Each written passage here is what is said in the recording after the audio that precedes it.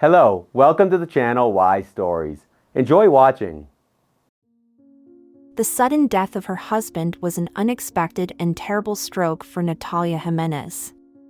Bolívar Valiente went to the market to buy homemade sour cream and fresh fish, as he usually did on Sundays. He loved when his wife grilled fish in an oil sauce. Natalia was happy to do it to please her husband. Natalia kept replaying the events of the fateful day in her head in a futile attempt to understand why she had missed the alarming symptoms and signs of impending disaster, but she could not recall anything suspicious. Everything was fine that morning. Even their blood pressure was perfect, even though they often experienced such problems. Her husband joked when he saw the number on the screen. "I'm so healthy that I'm ready to travel into outer space." Then he got ready, left, and when he came back, he brought groceries into the kitchen and asked, "Natalia, make some mashed potatoes for the fish." There was nothing unusual in this request either. Natalia always cooked potatoes with sour cream as a side dish for fish. The woman was doing her usual chores with the TV on, and the TV was very quiet. She could have sworn that no cries for help came from the room her husband was in. However, when she entered the room to call her husband to the table, there was no reaction from him. Natalia stepped closer. Her husband was sitting in an armchair as if he were just asleep. Touching his shoulder, she realized that something terrible had happened. However, even the ambulance team, which arrived very quickly, couldn't save Bolivar. The woman was in a strange stupor, answering the questions, and it seemed as if both her common sense and her eyes had failed. She was desperately trying to find the papers, shoveling everything from the shelves, until a broad-shouldered nurse gently touched her by the shoulder. "Excuse me, but I think you just dropped the necessary papers on the floor." Natalia came to her senses and saw, indeed, everything she needed was on the floor. The doctor, uttering words of sympathy, offered the confused woman, "I understand that this is a hard time for you.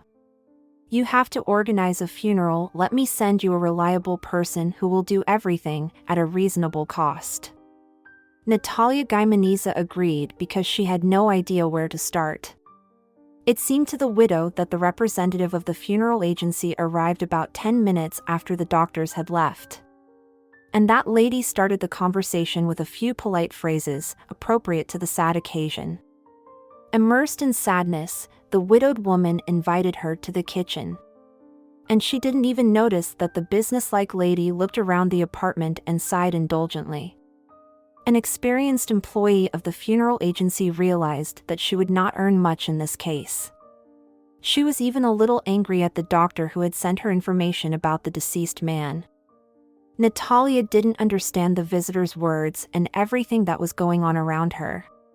The widow answered clarifying questions, then heard the cost of organizing the farewell ceremony, and immediately gave the entire amount in cash.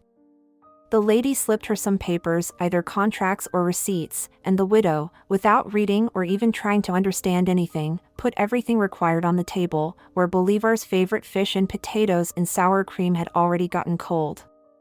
At this point, Natalia burst into tears. Her husband no longer needed his favorite food. And now it was painful for her to look at it. The sight of the cold dinner caused more tears, and she hurriedly put everything in the refrigerator. The lady from the funeral agency looked displeased. It was unpleasant for her to look at the crying relatives of the deceased. She was calculating her profits, and the negative emotions from outside were preventing her from enjoying the planning of what she could afford. She expressed fake sympathy once again and said, "Natalia Gimenez, don't worry. We will organize a decent farewell ceremony. We have a very nice hall for farewell. And I can recommend a cheap canteen for a farewell dinner. I'll leave you my business card. It has my office number and my cell phone number. Call me if there is anything else you need to clarify." Soon she left, and Natalia was left alone. Sad events swirled an endless maelstrom of chores, and she tried very hard as if her diligence could fix what had happened. After ironing the clean sheets, the woman began to clean the rooms. Even though she was not too old, she felt like a very old woman at 56 because of her insomnia. And it was very hard for her to clean the apartment. For some reason, it was very important to Natalia that no one says the apartment wasn't clean when they came to say a final goodbye to Bolivar. Natalia had prepared beds to accommodate her children and granddaughter in case they decided to stay with her for a few days. However, both daughter Alina and son Vasco found reason to only show up for the farewell ceremony. "I'm actually on a business trip," Vasco answered. "I can't get away from here, otherwise, a big project could go wrong. I'll come to you as soon as I get off the plane." Natalia swallowed the lump in her throat from her resentment for Bolivar. She wished the grown-up child a safe journey and hung up. Talking to her daughter made her bad mood even worse. "Oh, it's not the best time," Alina muttered. Milu broke up with her boyfriend. "She's crying all the time, day and night, and it's not good for her condition. I didn't tell you before, but she's pregnant, and now we have to solve this problem somehow. I'm afraid she'll do something to herself, God forbid. I'm so confused, I don't know what to do. Anyway, I'll figure something out. By the way, don't you want me to send you some money?" Natalia, shocked to hear the news about her granddaughter, whispered. "No, Alina. We had savings, don't worry. Give Milu a hug from me. Goodbye." Natalia understood that even their dear granddaughter would not come to the funeral. Bolivar loved her so much. A call to Vasco's ex-wife didn't bring any results either. The woman who was mad at all of her former relatives didn't even pick up the phone. After calling all the other contacts on the list from her and her late husband's phone, Natalia felt really unwell. One of her neighbors, who stopped by to express sympathy, noticed that something was wrong. She even called a doctor. A tired doctor came in the evening and after a brief questioning and examination prescribed some medicine and gave her advice. "You should get some sleep. But I understand that it is easier to say than to do. In general, take the prescribed medication and make an appointment in a week, okay?" The widow nodded. When she was closing the door behind the doctor, she met the neighbors. They wanted to comfort Natalia and said that Bolivar had passed away without suffering as if he were a saint. She could not believe she was nodding in response to these words. She still didn't want to believe that she was left alone. She had children and a granddaughter, but now she suddenly realized that she could not rely on them. She was frightened to realize that she had children, and yet, she was all alone. Natalia left the apartment and slowly made her way to the nearest pharmacy. Once again, she was struck by the blatant unfairness of life. Outside, everything looked as if nothing had happened. People were walking, cars were driving. Nothing has changed in the world, but her world has collapsed. The pills prescribed by the doctor had dulled her pain a bit, but insomnia had not disappeared. The woman tried to live an ordinary life, but she did everything automatically, as if her mind was in a fog. There were no thoughts in her head. There were flashes of some faces, someone said something, and Natalia even responded. But in a few minutes, she couldn't remember what she was talking about, or who she was talking to. When Alina and Vasco finally arrived, everything was ready for their father's last farewell. Granddaughter Milu could not come. And for the first time, Natalia Gimenez felt an emotion other than muffled grief, so she worriedly asked, "Is Milu all right? Is there someone to look after her?" Alina said, "Don't worry." Her boyfriend came to her again with apologies and chocolate cake. You know how Mila loves chocolate, so she forgave him everything. So she's in love and happy again. But I told her not to come here. The negative emotions are not good for her right now. Natalia obediently agreed. Yes, I guess it's the right decision. If she gets nervous, she might have problems with the baby. It's better to be careful. Bolivar would probably understand his granddaughter and would even try to keep her from sad ceremonies. Even the worst events come to an end at some point. Thus, Bolivar's funeral was over. Neighbors, friends, and relatives slowly left the cafe, and after the funeral dinner Natalia, Vasco, and Alina returned home. The tired widow refused to have coffee with her children and went to get some rest. She thought she would fall asleep in a second, but the dream stubbornly refused to envelop the woman in life-saving relaxation. While she was busy with funeral arrangements, she was somehow distracted. But now precious memories seized her.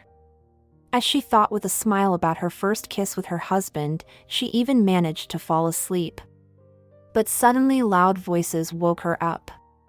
At first, it was almost shouting, but then the voices became quiet again.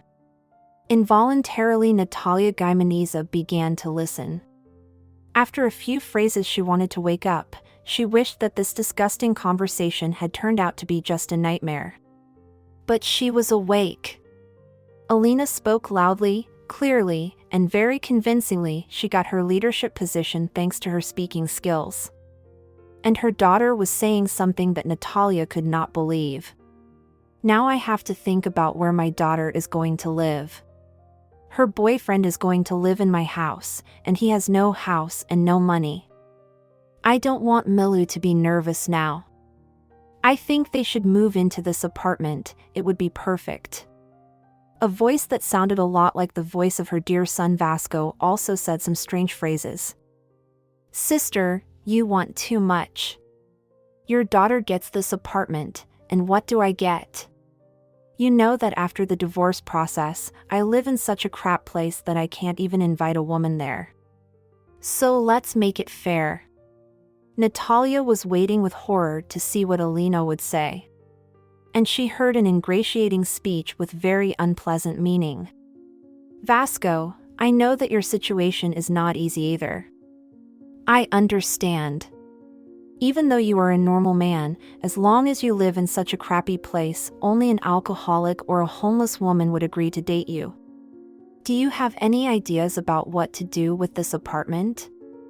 Natalia's heart was beating frantically, but her son's answer did not please her. I think the only fair way to divide the property would be to sell the apartment and divide the money into 3 parts. But the money each of us would get wouldn't even be enough to buy a tiny room. But you and I will at least get the money. And where will our mother go? I'd put her in a nursing home. How do you think? Can we talk her into it? Alina raised her voice, trying to convince her brother. Actually, she has no rights to this apartment. Our father bought it before he married her. So if we do it right, you and I will be the first priority heirs. Vasco's voice had a hint of joyful relief at having suddenly found a way out of a difficult situation. And he was trying to find a noble justification for an unfair, mean decision. You're right. Why would she need such a big apartment? She is alone now.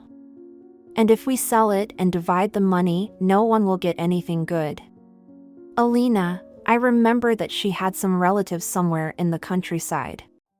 We need to try to turn the conversation in such a way that eventually she will suggest this idea and not me or you. In fact, it would be better for her there. Clean fresh air, organic food, no city noise. That's right, Vasco. She must go to the village.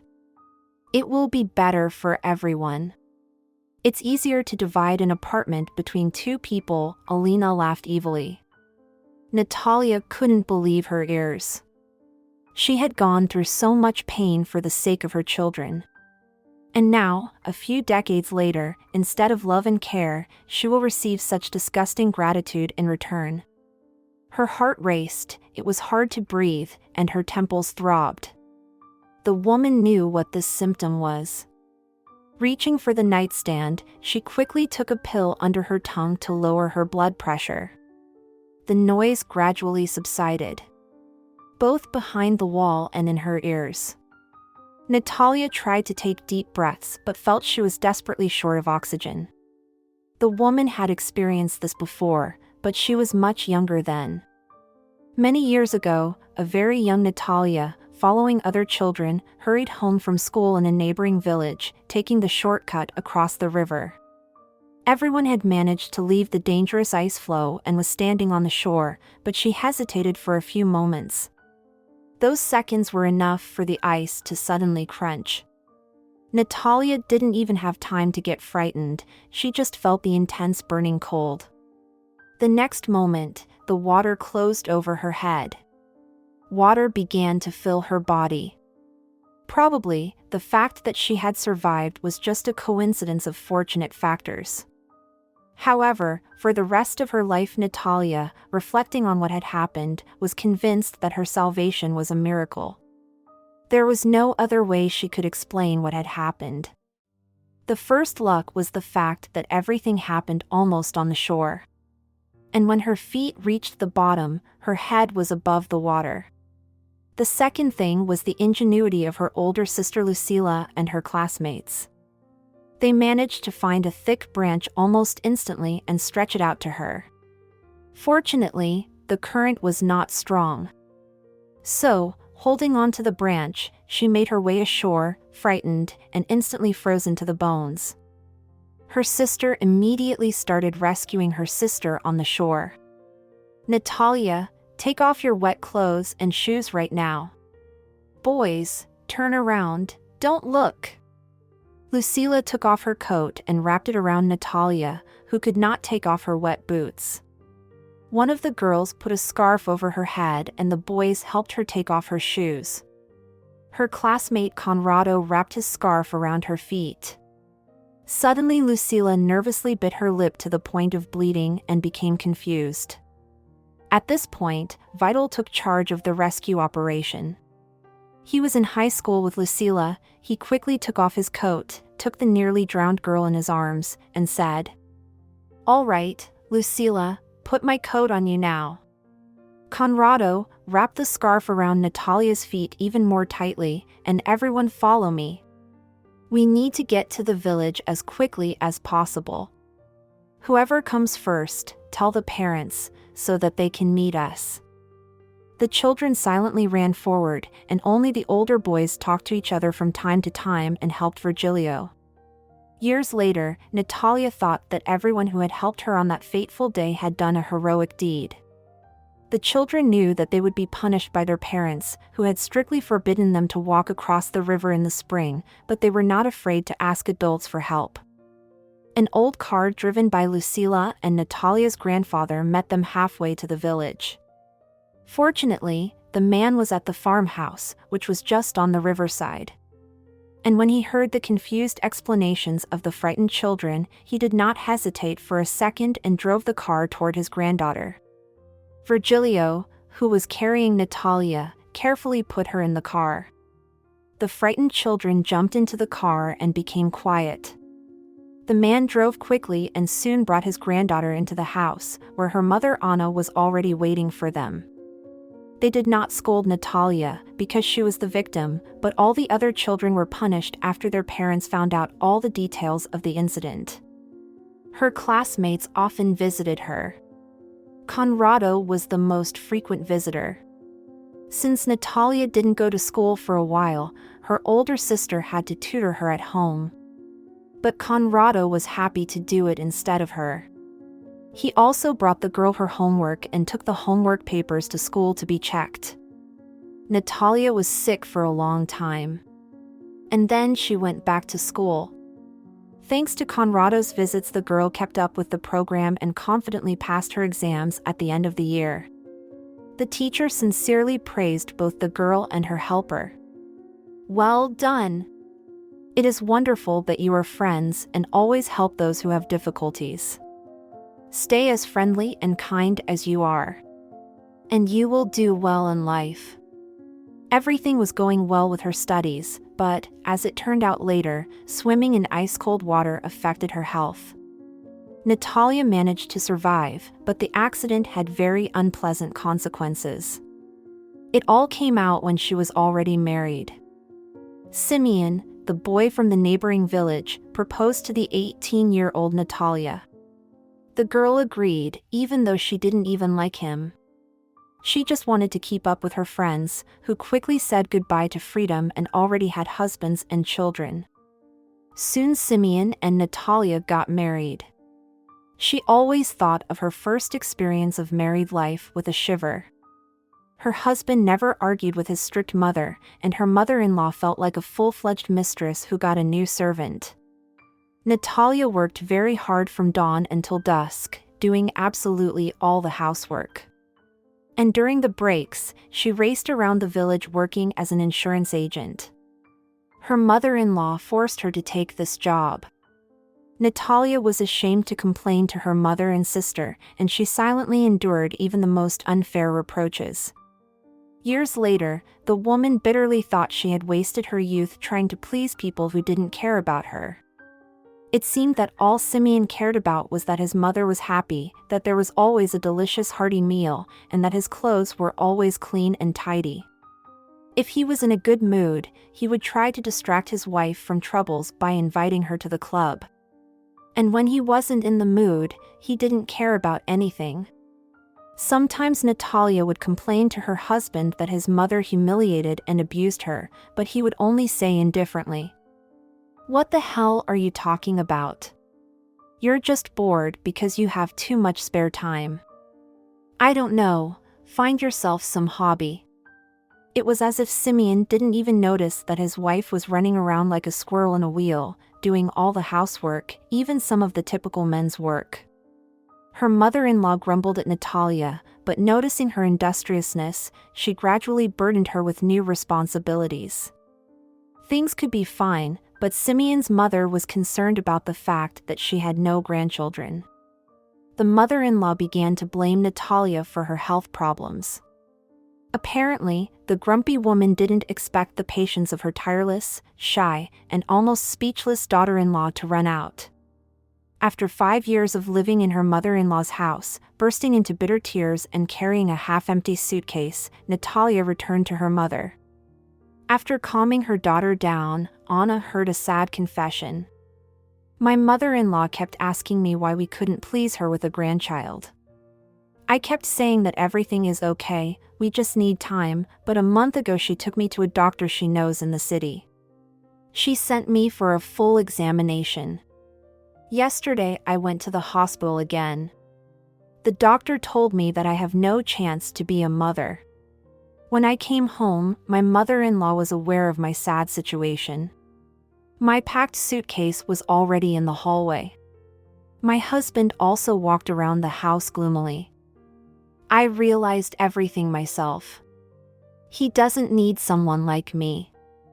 I said that I would file for divorce myself and came here." Natalia burst into tears again. Her mother hugged her tightly, whispering words of comfort to her. Lucila, who had heard the end of the bitter conversation, rushed over to them almost immediately. "Don't cry. Neither your husband nor your angry mother-in-law is worth a tear. It is very good that you came back to us." After the divorce, Natalia considered herself defective, even though her mother and sister tried to convince her the opposite. However, some of the local gossip mongers, who were relatives or friends of her former mother-in-law, often added fuel to the fire. When they saw Natalia passing by, they began to loudly discuss childbearing matters. Soon, almost the entire village was aware of her problem, but this didn't reduce her popularity among the men. Many men liked the pretty, hardworking young girl, whose eyes always looked sad. Many young guys asked her out on dates, some of them did it confidently and boldly, some modestly and shyly. But Natalia refused everyone who tried to approach her. And soon there was almost no one left who wanted to try their luck. Even stubborn Virgilio switched to courting Lucila. Only a grown-up former classmate Conrado, who returned from the army and got a job in their village, still tried to get at least a tender look or a smile from an old acquaintance when he met her. In the spring and fall, he would give her flowers and fruit he picked in the woods. And in the summertime, he pleased her with wild strawberries. Lucila wanted her sister to be happy. She saw that Conrado was sincere, that he had real feelings for Natalia, and she told her sister, "Natalia, don't be silly. Conrado is a great guy.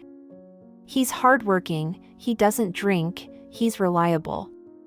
And people say he's going to build a house. You can see he treats you well. Who helped us with our vegetable garden free of charge? Conrado. He treats us with respect. What else do you want?" Natalia heard her sister say this many times, and she always answered, "He won't be happy with me, I won't be able to give him a child. I know that Conrado is a great guy, that's why I don't want to ruin his life. I'd be happy if you married him. That way both of you would be happy." Lucila was angry and answered that she already dated Vital. Every time after a conversation like that, the sisters would shut up and think about that terrible day when Natalia had fallen into the icy water. The mother, seeing her daughter suffering, tried to persuade her to see another doctor. Pressing her daughter's head to her heart, Anna whispered, "Natalia, you shouldn't give up.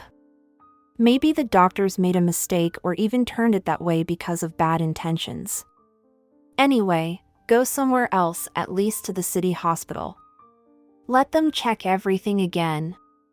You will take medication. Maybe we can overcome the damn disease." A few years later, Natalia followed her mother's advice. During her vacation, she went to the capital and visited many doctors. But unfortunately, she heard the same conclusion. She knew what she was going to hear, but still, she was shocked. It was as if her mind was in a fog. She walked around the city, bought everything her family asked for, and then decided to take a risk. Now Natalia would not have believed the conversation she heard in the hospital about the witch doctor. But years ago she wanted to hear the long-awaited "everything will be fine." Today she felt ashamed to think about it, but years ago she took the address of the witch doctor and visited her. She only had money left for the return trip, but she paid for a cup of the allegedly miraculous potion. Natalia drank the potion, which tasted like mint and raspberry, and wanted to believe that soon her life would change. The witch doctor, seeing her visitor off, made one last promise. "You will definitely have a husband and children. Go, and don't lose faith." Maybe it was a coincidence, maybe not, but the witch doctor's potion worked. That same day, trying to hitch a ride home, Natalia met Bolivar. A huge truck stopped near Natalia, standing on the side of the road with her hand raised. The attractive driver asked where the girl was going and helped her get into the truck. "You are lucky my route goes right by your village," Natalia shyly said. "But I have no money at all. I can offer you a homemade sandwich. It's very tasty." The man only laughed. "Don't worry about it, I'll take you there for free. It's always easier to drive when you have someone to talk to." He helped her put her bags in the truck, and soon they were driving down the highway. At first, Natalia was shy and answered all the questions of the talkative man quietly and briefly. However, soon she felt comfortable and relaxed. The driver's name was Bolivar. For some reason, she felt she could trust him, and when they gradually shifted to the topic of family, she unexpectedly told him all about her divorce and her infertility. The woman didn't feel uncomfortable talking to the man. Perhaps the magic of the accidental traveling companions worked when you suddenly open your soul to a total stranger. Natalia was sure that Bolivar would drive her to her village and she would never see him again. So she told him, "The doctors told me that I could never be a mother. There is no chance." The man was silent for a while. And then he said, "Well, sometimes life brings us not only joy but also difficulties. For example, I have 2 children. My daughter Alina is 13, and my son Vasco is only 10. And they don't have a mother. Well, actually they have a mother, but we haven't seen her in almost half a year. She met another man and moved in with him and forgot about the children." The driver turned to Natalia. "I can't even blame her. I'm often away from home because of work, and she's a young and beautiful woman. So she couldn't stand the constant separation. When she met a man richer than me, she suddenly decided that our marriage and our children were a mistake. There was nothing I could do. Now I'm a single father. But that's okay, I can handle it. Unfortunately, I earn even less now, because I can't be on the road all the time. I have to fulfill the duties of both father and mother. But I can't quit my job either, otherwise, we would starve. While I'm on the road, the neighbors babysit the kids. That's how we live now." Natalia, trying to find the right words, wanted to express sympathy, but Bolivar tried to change the subject of the conversation and asked, "By the way, pardon my curiosity and strange question, but how did you carry such heavy bags to the road?" "They are incredibly heavy. Even I could hardly lift them." The woman, who almost had tears in the corner of her eyes, smiled at this exaggeration, saying, "The military guy helped me to bring the bags to the bus stop. And then I slowly dragged everything to the highway. I dragged 2 bags, put them, and came back for the others. That's how I got there." Bolivar listened to his companion and asked, "Is the road to your house normal? Will a truck get through?" Natalia answered, "Yes, we are lucky with that. The house is on the corner of the main street, so the road is paved." The new friends spent the rest of the journey having pleasant conversations. And then she saw the turnoff to her village. She planned to get off at the corner, walk to the house, and drag the heavy bag somehow. But when Natalia told Bolivar to stop, he suddenly turned the wheel, and the huge truck soon drove into the village. The driver helped his companion to get out of the truck and carried the bags to the gate, joking about their weight, but flatly refused to have lunch. "Thank you, but I have to drive. I have to deliver the cargo on time. Besides, my children are waiting for me." Natalia's mother and sister, who heard the truck pull up to the house, walked out to the porch. But the massive truck had already turned around, and they did not have time to see who was behind the wheel. Anna and Lucila helped Natalia bring the bags inside. Natalia lowered her eyes, and her mother understood the verdict was still the same.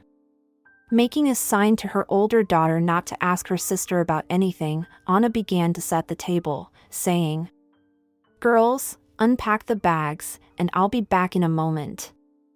Natalia, exhausted from the doctor's appointments and shopping, tried to refuse lunch. But it was useless to argue with her mother. She thought she couldn't force herself to eat even a bite, but the smell of delicious homemade food made her wildly hungry. When the women were enjoying their coffee, the villagers came to their house to pick up the things they had ordered. The house became noisy as if there was some celebration.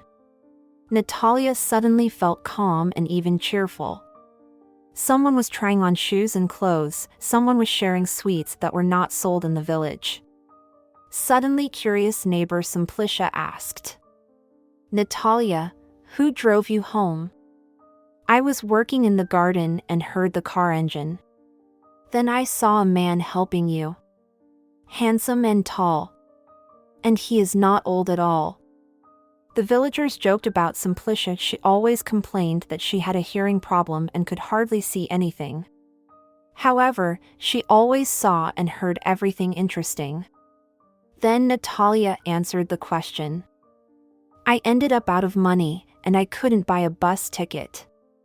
But I was very lucky a truck driver gave me a ride. He joked that the bags weighed more than me. A few hours later, relatives and neighbors left Anna's house, wishing her and her daughters good night. And an exhausted Natalia finally made her way to bed. In her dreams, she saw Bolivar, and they were driving somewhere together again. And in the morning during breakfast, she realized that her mother and sister had already discussed her new friend. And they started asking her about everything. Lucila straightforwardly clarified. I wonder what plans Bolivar has for the future. The children are teenagers, they need someone to take care of them. He should change his job so he can look after them.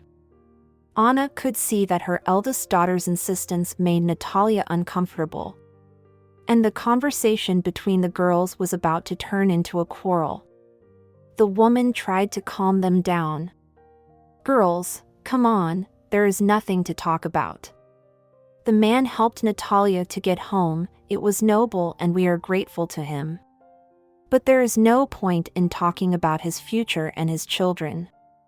We won't see him again anyway, so we won't be able to share our valuable ideas. However, Anna was wrong. Bolivar showed up at her house about 2 months later. When he knocked on the gate, he saw how surprised Anna was and explained the reason for his visit. Sorry for the unexpected visit. I recently drove through your village. You must be Natalia's mother. The woman nodded and waited cautiously for what Bolivar would tell her. He didn't wait long and confessed. I was passing by your village today and my truck broke down in such a way that I could not cope with it myself. I need a spare part. I called a friend, he'll bring everything I need, but only late at night. I wanted to wait at some cafe, but the village is so small that there is no cafe or even a coffee machine. I didn't want to bother you, but I don't know anyone else here. I wanted to ask you for some hot tea or coffee, and then I'll leave. Soon Natalia came home from work. Anna told her that Bolivar had stopped by, she offered him lunch, and after eating he came back to his truck. Natalia got excited. Should I bring him something else? It's already evening, and it's cold outside. And he must be very hungry, we should offer him dinner. Natalia warmed up dinner and headed for the truck, and Anna looked worriedly at her daughter. She was over 25, and it was time for her to get married. But Anna didn't want her daughter to start a relationship with a truck driver. He's always traveling around the country, he probably has a girlfriend in every village. Besides, Bolivar had children to raise and support. Anna realized that if anything happened, all the burden would fall on her daughter's frail shoulders. There was hope that the driver didn't like his traveling companion, but the woman's heart was beating anxiously. And something Anna feared had happened. Natalia and Bolivar started dating. The man had no time for a romantic courtship, but he often stopped by, bringing some goods that were impossible to buy in their small village and helping out around the house doing men's work. So it was no surprise to anyone when Bolivar asked Natalia to marry him. Anna didn't try to prevent it, knowing that it would only make things worse for her daughter who was in love. She even suggested that Natalia move in with her fiancé and live in his house for a while without getting married. Sweetheart, try to live with Bolivar as a fiancé, not as a wife. Get to know his children, and see if they accept you as a family member. Lucila was also against her sister's quick marriage. She claimed flatly, waving her hands. You're just a convenient option for him. While he is away on his trips, you will clean the apartment, cook dinner, and take care of his children. You will drive them to school, do the laundry for them, and treat them if they get sick. What if they don't accept you as part of the family? Then you would be their number one enemy, your life would turn into a nightmare. Mom's right. At least meet them first, and stay with them for at least a week. After saying the last goodbye to her husband, who did not pay much attention to her, but still treated her with respect, and remembering life with him, Natalia Gimenez realized that her mother and sister were absolutely right. However, years ago she didn't listen to anyone and immediately agreed to live with her husband and his 2 children, not thinking about the difficulties ahead. The worst part was that Bolivar City was not close to Natalia's village, so she couldn't visit her family very often. Cellular communication was still very poor at that time, and the woman had no chance to talk to her mother and sister. Moreover, she had almost no free time. Bolivar understood that he could trust Natalia and stayed at home only for a short honeymoon, shortened to 2 weeks. Even on their honeymoon, they were rarely alone, his children were always with them. He wanted Natalia to spend more time with his children and make friends with them. Afterward, he was almost always away on trips, and Natalia had to be both mother and father to his children. When Bolivar was at home, Alina and Vasco behaved indifferently with their stepmother. But the very first time Bolivar left, as soon as the door closed behind the man, the girl said, "Don't even think of taking our mother's place. You are just a servant, nothing more." Natalia didn't try to impose her friendship and didn't bother the children with unnecessary conversations.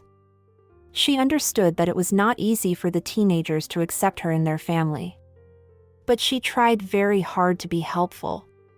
However, teenagers responded with animal rage and constantly mocked her.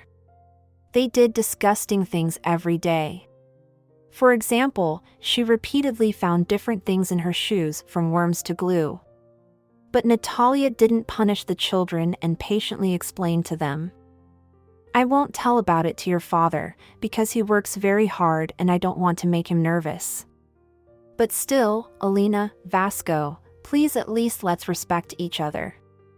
The children, knowing that they would not be punished, agreed, but continued to make mean things. One day Natalia was cooking dinner. Bolivar was supposed to return from another trip that evening. Dinner was almost ready, but she suddenly realized that she didn't have the necessary seasonings, so she went to the store. But when she returned home, she realized what the children had done. There was no cooked dinner, all the pots and pans were empty and clean. And Alina, looking straight into her stepmother's eyes, brazenly said that Natalia didn't cook anything at all. "You must have thought about it, and then you fell asleep, and in your dream, you were cooking something." Tired Natalia would have believed her stepdaughter, but the children, who had thrown the dinner away, cleaned the pot, and even thrown out the trash from the bucket, forgot to throw away the rest of the ingredients. It was still in the fridge. That time the woman couldn't stand it anymore, and without raising her voice, she said, "So, that's it. When your father arrives, just tell him why you threw the dinner away. And I'm going home." Natalia stayed at work until the end of the day, and in the evening she really went to her mother and sister's house. She had to spend most of the weekend on the road, but she could no longer stay in the apartment with the vicious children. She didn't even understand why they were so cruel to her. Anna understood that her daughter was having a hard time, and she wasn't going to make the situation even worse by saying, "I warned you." On the contrary, she was glad her daughter had realized her mistake. But Lucila was more frank and straightforward. "No, Mom, there's nothing good in such self-sacrifice. Natalia will waste her best years on these children, but she will still be a stranger to them." Her sister persuaded Natalia to leave Bolivar and to forget about his family forever, but all her words were useless. All arguments failed. Bolivar came to pick up his wife on Sunday afternoon and firmly said, "Natalia, come back home." Alina and Vasco promised to stop their pranks. The woman believed it. Accompanied by the quiet sighs of her mother and sister, she returned to the city. Alina and Vasco really stopped doing horrible things. They were no longer rude to Natalia, no longer mocked her, and the woman was happy to think that the dark streak in her life was over. Now she had a husband and children, as that which doctor promised. And all her problems were just a bonus to the fulfillment of her greatest wish. Natalia raised Alina and Vasco as her daughter and son. The woman forbade herself even to think of giving up this difficult burden. They were not her biological children, but she was the one who sat by their beds at night when they had a cold, went to parent-teacher meetings, and helped them deal with all sorts of troubles. She wiped Alina's tears after her first love disappointment. Natalia even babysat little Milu, allowing her stepdaughter to get a college education. And now it turns out that none of them considered her a family member, and they didn't want her in the apartment they had all once been happy in. Or maybe she imagined that they had been happy. It was unfair, but the woman could not blame anyone but herself. Natalia rubbed her suddenly numb palm and thought about the past, afraid to even imagine her future. Maybe the perfect family existed only in her imagination? In the past, life went on by inertia, but now she had to figure out how to behave with Alina and Vasco. Natalia Gimenez knew herself and understood that she could not pretend. She would no longer be able to smile at her foster children, knowing they appreciated her no more than the rug on the doorstep. The woman had just lost her precious husband, and an overheard conversation between Alina and Vasco made her realize there was no more support, and she didn't know what to do next. The pain in her heart didn't go away, but the pill did have a life-saving effect. Natalia Gimenez's breathing became easier. But now she didn't even know how to go on with her life. Memories of the difficult past were replaced by anxiety about the unknown future. Vasco and Alina talked about the woman's home village. But Natalia had nowhere to go back to. Her sister lived in that house now with her family. Would they let her in? Would they let her stay there? After all, the house was not very big, and there wasn't much room. Natalia certainly didn't want to be a burden on her sister. The widowed woman was extremely uncomfortable. Natalia bitterly regretted that after her mother's death, she didn't communicate much with Lucila. Her sister always told the truth directly, even if the truth was unpleasant, but she always stayed by her sister's side. No matter what was going on, she always felt supported. Natalia always knew that they would give her the right advice and suggest how to fix the mistakes she had made. However, the woman had no idea how to fix the main mistake of her life. The sisters had always been friends, but one day they had a quarrel, after which they reduced their communication to exchanging greetings for the holidays. Natalia had quarreled with her sister because she couldn't come to her dying mother. That day Alina had gone into labor, and fearing the impending birth, she begged her stepmother to stay with her. Vasco, Bolivar, and even the father of Alina's child were there. But everyone distanced themselves from typical women's problems. Alina held Natalia's hand. Natalia could not leave her stepdaughter, even though she knew that she would not be able to say goodbye to her mother. Bolivar took his wife and daughter to the maternity hospital. Natalia spent almost 24 hours there, and after the joyful news of the birth of a baby girl, she rushed to the village, but she was too late. Lucila was angry and offended and scolded her sister. But then they hugged each other and sobbed for almost an hour. Natalia understood that Alina could stay in the hospital without her. The stepdaughter didn't even thank her. And Natalia could not forgive herself. She fussed over helping Lucila and felt guilty all the time. The tension in the air between the sisters led to conflict. Lucila rebuked. "You are so silly. Think about yourself. You have turned into a powerless servant. Bolivar and his children manipulate you. You couldn't even come to your mom. Your husband and his children knew your mother was dying, but they forced you to go to the maternity hospital with Alina anyway. Does the fact that you were in the maternity hospital make it easier for Alina? No, but this princess is just used to you doing whatever she says." Natalia tried to justify her stepdaughter, and after that, the sisters had a final quarrel and stopped communicating. A few years after the unpleasant scene, Natalia wrote a letter to her sister apologizing, and they began to correspond. However, their letters were short and brief, without any details. The sisters had only seen each other a few times in the past 20 years. It was because of the distance and the fact that Natalia was busy taking care of her husband, Alina and Vasco. She couldn't leave them even for a few days, especially since her stepdaughter and stepson were always having problems. And they couldn't handle anything without her. When everyone already had cell phones, communication became easier. But letters and paper postcards stopped going from the village to the city and back. Natalia came to visit her niece on her 10th birthday and then a couple more times. And now the woman regretted that all her life she had tried to be good to those who no longer needed her, but there was nothing she could do about it. She didn't want to stay in her late husband's apartment even for a day. Natalia Gimenez slowly sat up on the bed, listening to what was going on in the apartment. While the woman was immersed in her thoughts, the stepdaughter and stepson fell asleep. Slowly, trying not to make noise, Natalia Gimenez packed her papers and some things that were dear to her. Fortunately, there was a large bag in the room. She bought it once when she went to the health resort with Bolivar. Natalia Gimenez sat down at the table to write a note for Alina and Vasco, even though she knew that her disappearance would not upset them but only make them happy. Carefully, trying not to cry and not to leave traces of her tears on the piece of paper, the woman wrote, "Alina and Vasco.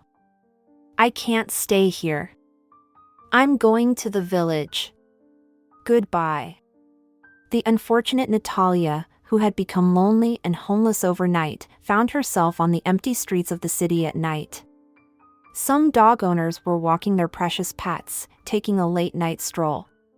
Youths were lounging on some benches. But the woman fearlessly walked even past the noisy companies. She could not imagine anything more frightening than what had already happened to her. Natalia even thought that she wouldn't mind if her mediocre life ended here, on the streets of the city, where she was an unfortunate obstacle to the happy resolution of the apartment issues of her kids. But there was no trouble on the way to the train station, and there was even a cozy place for her in the waiting room. She did not even have to beg anyone to let her in. Natalia thought this was a good sign, but she could not sleep. As soon as the ticket office opened, she bought a ticket to the nearest station to her home village. Subconsciously, the woman wanted Alina or Vasco to call her, make excuses, or even ask her to go back home, and she prepared arguments for refusal. But no one called. At first, Natalia thought that Bolivar's children hadn't woken up yet. Then she, still trying to justify them, assumed that they just hadn't found the note and thought she went to the pharmacy or the grocery store and would be back soon. But no one called, neither in the afternoon nor in the evening, when the woman was on her way out of the city. And she finally realized, no one needed her. It hurt, but Natalia thought it was not right to cry in front of others. It was very difficult to forget the resentment. But the woman tried to push away all attempts to think about where and when she had made a fatal mistake. Long before her arrival, Natalia got nervous. What if her sister couldn't find a place for her in the house? For some reason, she didn't come to Bolivar's funeral and didn't even text her in response to the news of the man's death. The woman was too afraid to call and notify her sister that she was coming, and now she regretted it bitterly. What if Lucila went somewhere? However, she didn't have much time to think about it, because she was already approaching her village. Tired of nervous tension, the woman called a cab. Even though it was not the cheapest option, she wanted to get to her mother's house as quickly as possible. The driver took the passenger to the right house, and the woman watched for a few minutes the sister, who was cleaning the yard. Her heart raced again, and deciding not to hesitate any longer, Natalia opened the gate. The creak woke the dog sleeping in the shadows, and Lucila immediately turned around. When she saw her sister standing in the yard, she dropped the broom and ran to Natalia, as if there had never been a decade of separation between them. Lucila hugged and kissed her dear sister, and then whispered, "My little sister is here. Why didn't you tell me you were coming? The warm welcome made Natalia cry. The older sister, who was also already crying silently, came to her senses and said, "Come inside, hurry up. Why are we crying outside?" Lucila did not ask any questions, knowing that Natalia wouldn't just show up in the village without telling her, and started to fuss in the kitchen. The younger sister started the difficult conversation. "Lucila, why didn't you come to Bolivar's funeral?" Lucila was shocked. "What do you mean, a funeral? Why didn't you tell me?" Natalia looked at her sister in confusion. They hadn't seen each other for a long time, but Natalia knew her sister. Lucila could be blamed for being too straightforward, but certainly not for her ability to hide her emotions or to fake emotions depending on the benefits of the moment. Now her face expressed shock. Natalia took out her phone to show the message she had sent and got angry with herself. The message turned out to be a draft. Lucila really didn't know anything about her sister's grief. Natalia sat down on the bench and burst into tears again. Lucila gave her sister a sedative and then took her to her bedroom. "You need to get some rest. I'll call you when I set the table." Emotional shock, which the widowed woman had to go through, was so strong that she suddenly fell asleep and slept for almost 8 hours. When Natalia finally woke up, the whole Lucila's family was already home, and everyone welcomed the relative very warmly. Vital, who had married her older sister, showed Natalia the house after renovation and the garden. Meanwhile, their daughter Casilda was hurriedly putting the delicacies prepared in honor of her aunt on the table. The woman had rested and was now pleased to note that they kept the best of her mother's house, and the added modern features made it more comfortable. Lucila was proud of her husband, her daughter, and the house, but she didn't want to hurt her sister and even seemed a little embarrassed about her happiness. When the sisters were left alone, Natalia shared her problem with Lucila, briefly describing the ingratitude of Alina and Vasco. "You see, it turned out that there was no place for me in that apartment. It's like I've turned into some old, unwanted furniture. It was needed once, but now no one wants it, and everyone wants to get rid of it. Perhaps I should have fought for my right to live in this apartment, where I spent more than half of my life, but after overhearing their conversation, I couldn't stay there any longer. I had never experienced such humiliation even from my first mother-in-law." Lucila cursed and advised, "Forget about all those scoundrels. You're home now, and no one will ever chase you away. Tomorrow we'll try to divide the living room into 2 parts to make you your own separate room. Everything will be all right. You're not even 60 years old yet. It is quite possible to start living your life the way you want, and not to please someone else." The sisters embraced and could have sat like that until dawn. But Casilda, who peeked through the door, advised, "It's time to go to bed." Natalia thought it was useless for her to go to bed after a long day's sleep, but surprisingly she fell asleep again. The woman started a new life. She easily recovered the memories of village life and rejoiced as she watched the plants give her beautiful flowers and tasty fruits in return for her care. Sometimes she thought about that ungrateful people, but gradually the burning resentment against Alina and Vasco cooled down. Natalia even wanted to call her stepdaughter several times to ask about Milu. However, the fact that the non-biological granddaughter didn't get in touch herself stopped the woman. So Milu didn't need her anymore either. The days passed, and Natalia anxiously awaited the approach of late autumn. For then the whole family would spend less time outdoors and would communicate much more. And the woman was afraid that they would start to quarrel. She tried to be as helpful as possible. And Lucila sometimes humorously complained, "Natalia, why are you acting like Cinderella? You never rest, always working, doing something. I even feel ashamed that you do all the housework now, and not us." Vital often jokingly asked her too. Natalia, I feel terrible. People will say that Lucila and I have a slave. Every time we think of doing something, you've already done everything. I'm speechless. I'm very grateful to you, but I beg you, give yourself a rest. There's no need for these labor feats. Despite all her fears, life with her sister's family brought Natalia peace of mind. She filled each day with hard work and tried not to think about the ingratitude of the children and granddaughters she raised. Thanks to her niece Casilda's detailed explanations, the woman registered a social media profile, mastered the unsophisticated science of using them, and began to monitor Mila's life from time to time. Her granddaughter posted many pictures and short quotes. And through them, Natalia understood what was going on. The woman hoped that Milu would invite her to the wedding, but the granddaughter didn't even call her. The people Natalia had considered family for many years seemed to have completely erased her from their memories. But here in her homeland, the woman felt like she was at home.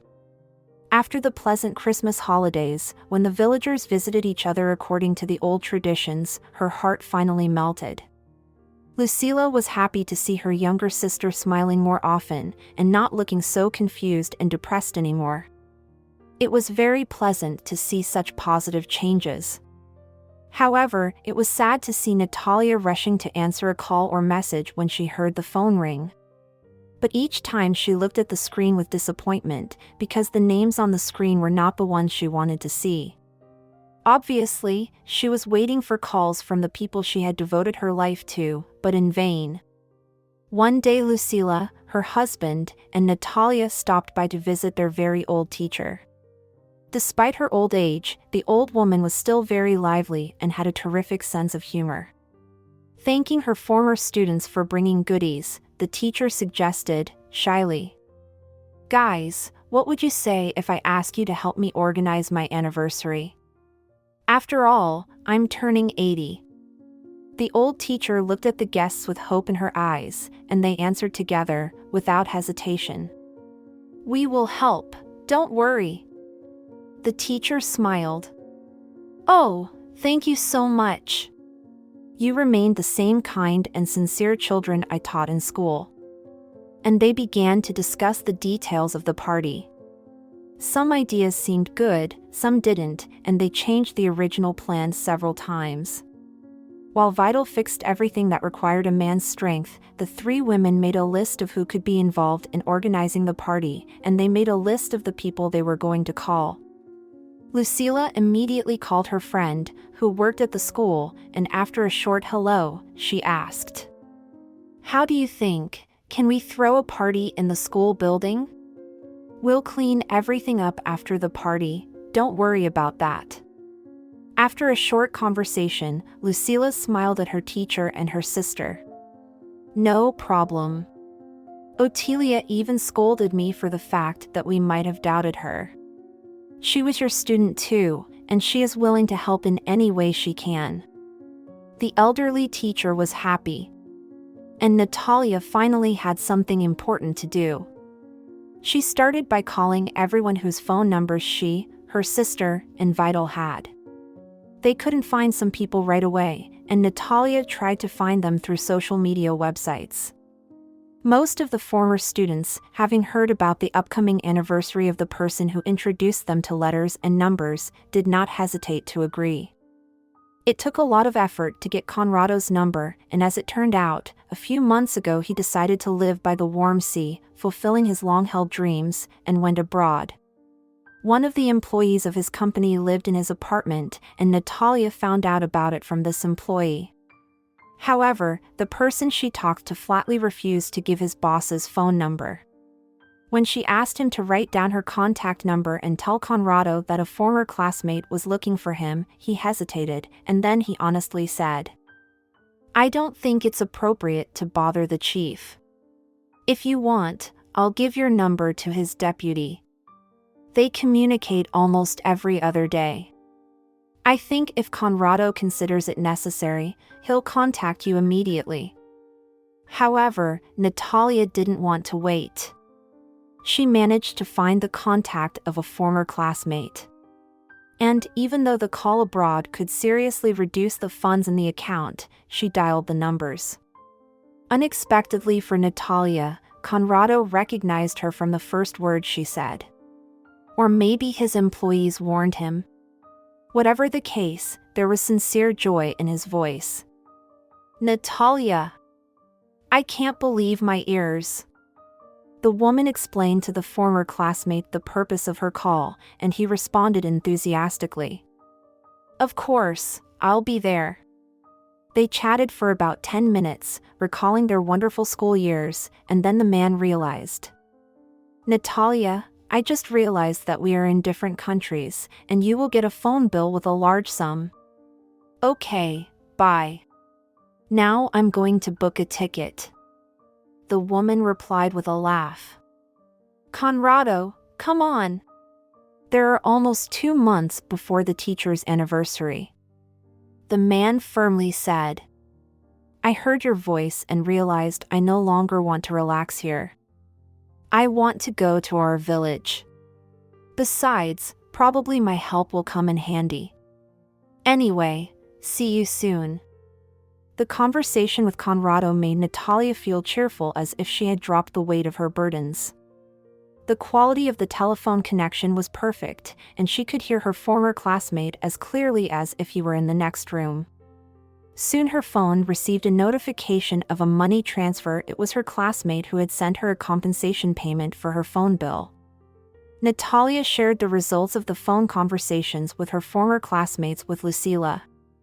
And Lucila noticed some excitement in Natalia. Preparations for the celebration were in full swing. And Conrado, who really arrived soon, helped a lot in many ways. He secretly paid most of the bills of the old teacher. Together with Natalia, the man drove to various stores. He agreed to go through several options so that all the plans would come to reality in a perfect way. Conrado realized that he still had feelings for Natalia, whom he had been in love with since childhood, but now he liked her even more. The man bitterly regretted that he was not brave enough to confess his love to his classmate and instead joined the army. Upon learning of Natalia's wedding, he fell into a long depression. Later, when he returned from the army and met Natalia, she was so overwhelmed by the failed marriage that she stubbornly rejected all his signs of attention. When Natalia started a second relationship, he was sent to work in another city. Upon his return, Conrado learned that Natalia had slipped away from him again. A wave of despair and anger flooded the man's heart. He was angry with himself and quickly quit his job, left his village, where everything reminded him of his unhappy love, and moved to the capital. He cured his broken heart with work and managed to build a business that began to bring in a consistent income after a series of ups and downs. Realizing that fate has given him the last chance, Conrado began to court his former classmate. Natalia was quite surprised when the man gave her flowers and confessed his feelings. "I always loved you, since childhood, but I didn't dare to tell you about it. I wanted to confess everything to you so many times, but I was afraid. I lost you twice.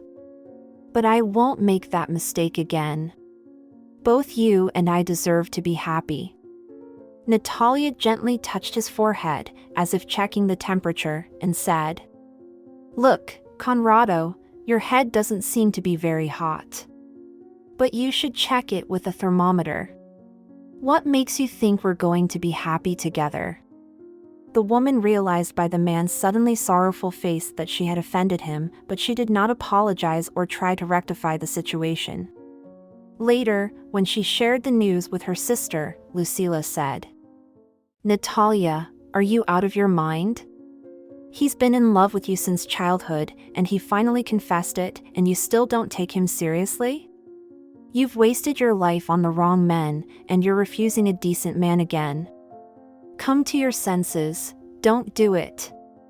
Give yourself a chance to be happy." Natalia tried to turn everything into a joke. "That's how you see it? Kisses and romantic dates instead of going to the hospital in our old age?" But Lucila ignored her sister's joke. "My silly little girl. I'm not going to push you, but if you think about it, you'll realize that you can't ignore a man like Conrado. He proved a long time ago that he can do anything. He made it from a simple tractor driver to an entrepreneur. He owns a company. Actually, people say he owns several companies. You see, he can even afford a long vacation abroad. He was never married. He was probably waiting for you, and you were choosing some strange men. Natalia was not happy to hear her older sister rebuke her. But, to be honest, she knew her sister was right. Subconsciously, she was looking for reliable support but was constantly mistaken. Because she stubbornly and unfairly ignored the one who was there for her. Conrado had long ago sold his parents' house in the village and stayed at his friend's house.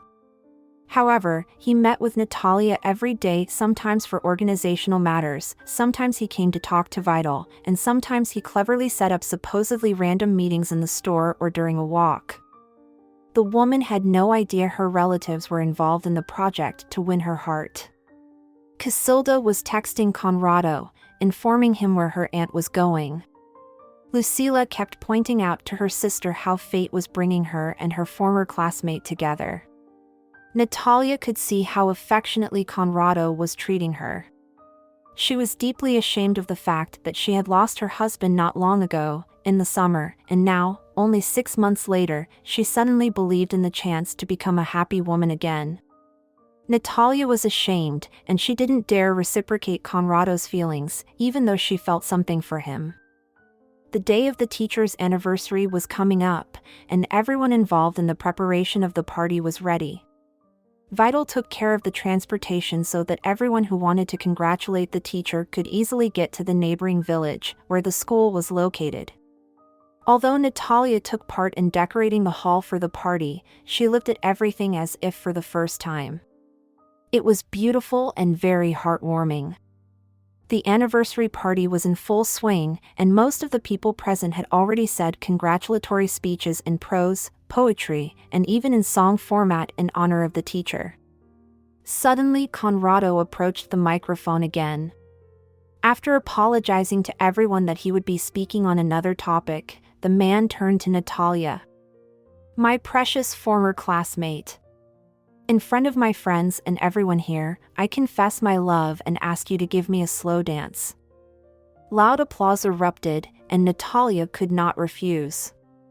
One of the former students, responsible for the music at the party, was obviously aware of Conrado's idea because a nice slow song sounded almost immediately.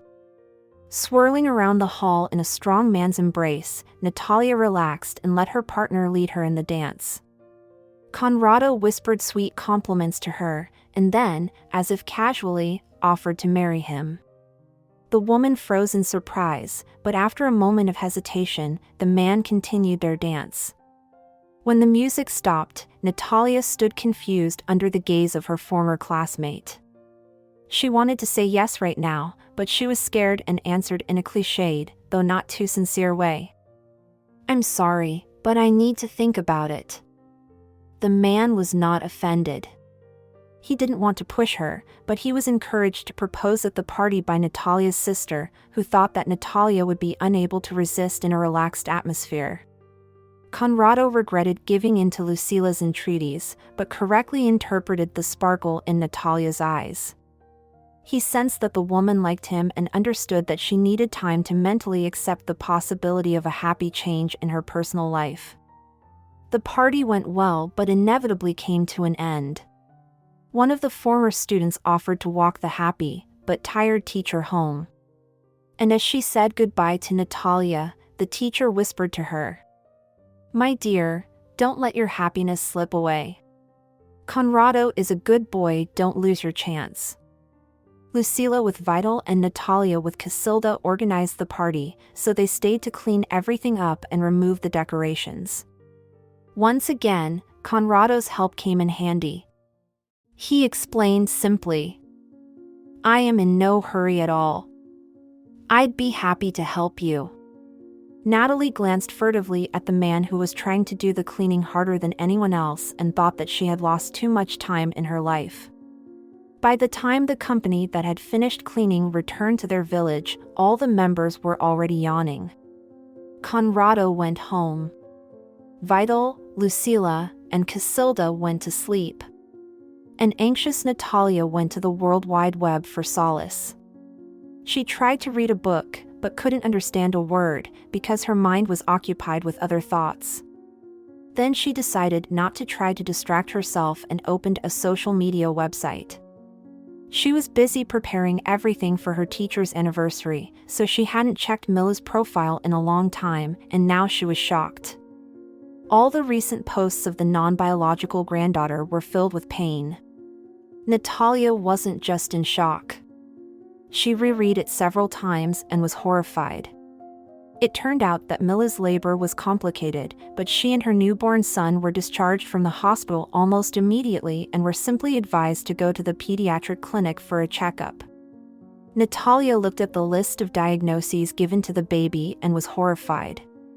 Milu asked for financial help from everyone who cared. Natalia immediately forgot all the resentment that lived in her heart. The compassionate woman immediately decided to send financial help. However, after finding out how much money was required for at least the first phase of the surgery, her heart ached. The money she could give was just a drop in the ocean. Suddenly, Natalia came up with the idea of asking Conrado for help. Without waiting until morning, the woman quickly dressed and headed for the man. Natalia was in a state of shock, so she didn't think about embarrassment or anything else and just told about the girl's misfortune. The situation couldn't be worse. Her child urgently needs surgery. He has so many diagnoses that we can't wait. Her baby just doesn't have time. I couldn't even wait until morning. Please, Conrado, if you can, help Milu and her baby. Please, time is their greatest and most ruthless enemy right now. The man hugged Natalia and tried to calm her down. I promise, I will do everything I can. In the meantime, let me walk you home. It's cold outside, and I see you were in such a hurry that you didn't even wear something warm enough. Conrado kept his promise. By the next evening, there was already a post published on Mila's profile, thanking everyone who helped to raise the necessary amount of money. Natalia appreciated the generosity of her admirer, and instead of torturing Conrado with uncertainty, she told him that she had thought about the proposal and said yes. The man was incredibly happy, and he insisted to celebrate the wedding according to all the rules. Natalia tried to dissuade the happy fiancé. Conrado, are you kidding me? How can I wear a white dress with a veil if I'm getting married for the third time? Besides, technically, I'm in mourning. Conrado wanted to register a relationship with a woman he loved so long and faithfully, and he wanted to do it as soon as possible, but he agreed to wait as long as Natalia wanted. I won't rush you, but please don't marry anyone else. We have lost too many years. The woman shook her head. No, I'm wise now, and I won't make the same mistake as I did. Now I will only marry you. On the anniversary of Bolivar's death, Natalia went to his grave and was shocked to see how untidy it was. The woman sighed, cleaned it up, and on her way back to her village, she took advantage of the long waiting time at the bus station. She bought an envelope, notebook, and pen, wrote a letter, and dropped it in the mailbox there. When she was already on the bus, she regretted her impulsive act, but there was nothing she could do. A few days later, when the letter had traveled its intended route, Alina opened her mailbox to get her utility bill and found an envelope with no return address. There was her last name and two names, her and her brother's. The handwriting seemed familiar, and the woman opened the envelope in impatient curiosity. There was a short letter on a white piece of paper. Hello! I don't know who gets this letter, Alina or Vasco, but that's not the point. I think that whoever receives it, you will find a way to pass the information on to your brother or sister. I just wanted to ask you to take care of your father's grave. Also, I was going to thank you for not being a hypocrite after he passed away. About a year ago, I accidentally overheard your frank conversation, and I realized that I had completely failed in raising you. I tried to put my soul into you, to provide not only everyday comfort but also to teach you to be kind, merciful, and caring. Unfortunately, I failed to do that. So not having the right to live in an apartment that I had kept clean and tidy for 3 decades was the least of my misfortunes. However, I'm not angry, and I hope everything will be all right. Hug Milu and her son. Alina shuddered. She had found the letter in the morning and realized that Natalia had heard her conversation with her brother, and it hurt her feelings. She wanted to call her but didn't know what to say. Apologizing was silly and childish. Apologize and ask her to come back? Then how to solve the critical housing problem? She decided not to show the letter to anyone, tore it into small pieces, and threw it into the waste paper basket. Natalia never learned of the letter's fate. Soon she married Conrado and finally learned what it's like to live with a man who respects her opinion and listens to all her wishes. By joint decision, the newlyweds settled in their home village. Lucila was very happy for her sister, who had found her happiness through suffering, and told off her new family member. "Oh, Conrado, if you were more determined, Natalia wouldn't have to go through so many trials." If you're enjoying it as well, leave a like and subscribe to the channel.